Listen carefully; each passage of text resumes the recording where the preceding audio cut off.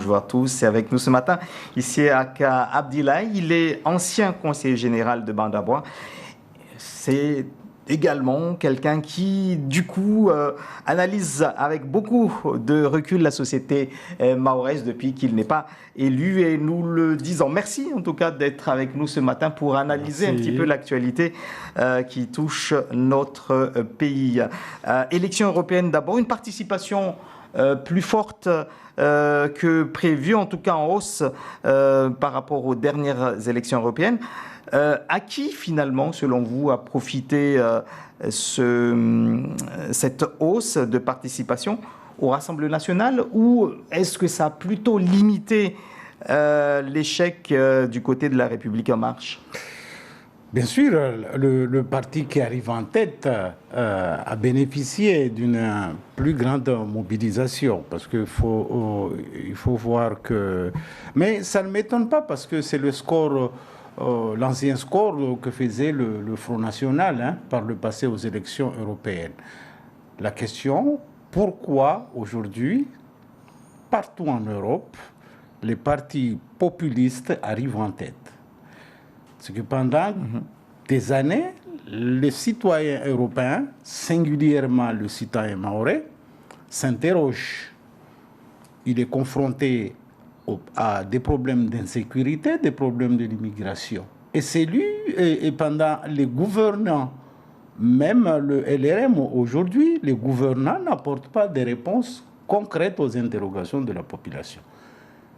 Et là, la population a eu l'occasion, le peuple a eu l'occasion de donner sa propre réponse. Je crois que c'est là. Parce qu'il faut regarder à Mayotte. À Mayotte, qu'est-ce qui se passe? Les gens parlent de quoi? De l'immigration clandestine, de l'insécurité. On ne nous a pas apporté des réponses concrètes. Eh bien, la population a apporté sa réponse en allant donner sa voix à celui au parti qui répond au mieux, qui apporte des réponses à ces interrogations, même si ce parti aujourd'hui n'est pas au pouvoir.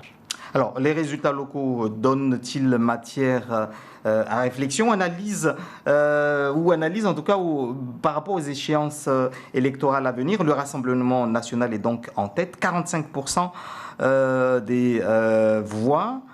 Les Républicains, deuxième avec seulement 16%, et puis la République en marche, 8,8%, devancée même par la France insoumise. Est-ce que ce qui s'est passé hier pourrait refléter ce qui va arriver peut-être l'année prochaine déjà pour les municipales et ensuite... Bon, il faut regarder aussi qu'on n'a pas massivement voté à Mayotte. Et les partis traditionnels n'ont pas beaucoup mobilisé, même si on a vu pour le cas de LR la présence de Christian Jacob ici pour aider leur liste. Ceci étant, 45% de suffrages exprimés ont bénéficié au Rassemblement national. C'est beaucoup et ça doit nous interroger tous. On doit apporter des réponses aux interrogations de la population, aussi bien à Mayotte qu'en métropole. Parce que si on ne le fait pas aujourd'hui, pour le moment c'est une élection européenne. Mais dans un an et demi, c'est les municipales, viendra ensuite les régionales et les départementales. On risque d'avoir une surprise si on n'apporte pas des réponses attendues par la population. Est-ce que c'était une erreur que justement les partis locaux ne s'étaient pas beaucoup mobilisés? Oui, parce que c'est une erreur, mais en même temps l'Europe est loin. L'Europe est loin, et même pour s'y rendre, mais on reviendra, ça nous coûte très cher.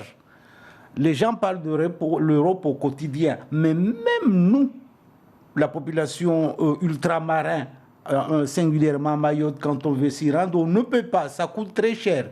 Donc on est à la fois loin de l'institution européenne, mais en même temps, même pour ceux qui veulent s'y rendre, c'est encore plus cher. Donc l'Europe, de plus en plus, si nous continuons comme ça, va être traduit comme une partie du monde qui est très loin des préoccupations des Mahorais, même si certains parlent d'Europe au quotidien à Mayotte. Alors, on annonce de façon officieuse la visite du président Macron en septembre ou en octobre. Il y a quelques jours, on parlait beaucoup du fait qu'il allait certainement annoncer l'allongement de la piste ici, la piste de l'aéroport à Mayotte. Est-ce que les résultats de ces élections ne vont pas peut-être changer la donne, c'est-à-dire que il y a une analyse beaucoup plus fine de ces résultats? Oui, ils vont sûrement, les états-majors de LRM vont sûrement essayer d'analyser les résultats à Mayotte, mais aussi même les autres formations politiques. Mais justement, il a intérêt à venir. Il a intérêt à annoncer la construction de la réalisation de cette piste, parce que ça fait partie, encore une fois, des interrogations de la population, des demandes de la population. Et aussi, c'est un vecteur pour nous rapprocher de l'Europe et de la France hexagonale, parce que les gens estiment que l'absence d'une piste longue nous éloigne de plus en plus de la métropole et de l'Europe, et par conséquent, on n'a aucun intérêt, en tout cas la population ne trouve aucun intérêt à aller voter pour les européennes aujourd'hui. Toujours sur cette piste longue, le fait qu'il y ait une espèce d'instabilité géologique à 10 km de l'aéroport, 50 km pour ce volcan naissant, est-ce que ça aussi, ce ne sont pas des choses qui vont être... Je vois là où vous voulez en venir. Oui, moi je m'attends. Je m'attends un peu à ce que les techniciens, les disent que ça ne va pas être réalisable parce disent que c'est dangereux de réaliser une piste longue. Seulement, je rappelle que le Japon, qui est sismique, qui est connu, construisent bien des aéroports. Mais ce qui me fait peur aujourd'hui, et c'est là où les Mahorais doivent être vigilants, c'est que demain, une mission scientifique ne vient pas nous dire on ne peut pas réaliser une longue piste sur Pamandzi parce que vous êtes exposé à la fois au séisme, à un volcan à quelques kilomètres de là. J'attends ça. Mais j'appelle la population à la vigilance et les parlementaires aussi. Alors, un volcan est né à 50 km de Mayotte. 2 essaims de séisme sont toujours en activité à une dizaine de kilomètres de l'île également. Depuis juillet 2018, Mayotte se déplace environ de 1,5 cm vers l'est et s'enfonce de 1 cm chaque mois. Est-ce que vous êtes rassurant en tant que citoyen, puisque pour l'instant, il n'y a pas de panique à Mayotte? On nous rassure que tout va bien. Et franchement, est-ce que vous trouvez que ce phénomène a été bien géré? Non, ça a été très mal géré. Parce que depuis le début, on nous a toujours dit, on nous a calmés. On nous a calmés, on nous a dit, on étudiait le phénomène. Il a fallu 1 an pour qu'on puisse avoir une première mission scientifique sur Mayotte. Et les scientifiques n'étaient pas d'accord entre eux pour nous dire la vérité. D'un côté, c'était des séismes normaux, de l'autre, et même un Mahorais, un autochtone, avait dit qu'il s'agissait d'un volcan. Il a fallu du temps pour arriver à des conclusions, à une conclusion claire, nette. Maintenant, l'île s'enfonce. 13 cm en 1 an. En 1 an, c'est beaucoup sur le plan géologique. On ne nous dit pas quels sont les risques aujourd'hui encourus par la population. Surtout qu'on est en période de réchauffement climatique, en la montée des eaux, on ne nous dit rien. On ne nous dit rien pour l'instant. On dirait qu'il y a une omerta autour de ce phénomène et que les scientifiques eux-mêmes ne veulent pas nous dire la vérité. Maintenant, on ne peut pas aussi aller... Parce qu'il y a des enjeux scientifiques, des enjeux de connaissances, peut-être géoscientifiques aussi. Maintenant, au niveau local, rien ne nous empêche, en tout cas rien n'empêche le président du Conseil général de s'associer à des missionnaires autres que ceux que l'État veut bien nous envoyer pour une mission scientifique qui aurait plusieurs intérêts, à la fois un intérêt scientifique, mais aussi un intérêt touristique. Parce que le moment où on a publié les résultats ici, toutes les chaînes de télévision du monde ont repris l'événement. Donc ça veut dire que sur le plan mondial, c'est un événement d'une très grande importance. On ne peut pas laisser à côté les autorités du Conseil général, du Conseil départemental à Mayotte et la population. Donc rien n'empêche au Conseil général de diligenter aussi une mission pour comprendre, parce que vous aurez remarqué qu'au moment du rendu des conclusions de la mission scientifique ici, le Conseil départemental brillait par son absence. Alors, est-ce qu'ils étaient invités? À mon avis, je ne sais pas. Alors, c'était une conférence de presse. Effectivement, il y avait les scientifiques, oui, le préfet et les journalistes. Et les journalistes. Mais la moindre des choses aurait été d'inviter le président du Conseil général ou les élus, parce que s'il y a une catastrophe, ce que je ne souhaite pas demain, ceux qui seront au front, les premiers, ce seront les élus du territoire. Et donc, il ne faut pas négliger l'implication des élus locaux sur ce type de phénomène aujourd'hui, parce qu'il y a encore de l'incertitude. Il y a encore beaucoup d'incertitudes autour de ce phénomène. Alors, est-ce qu'il faut donc beaucoup plus communiquer? En tout cas, les élus ne semblent pas très préoccupés.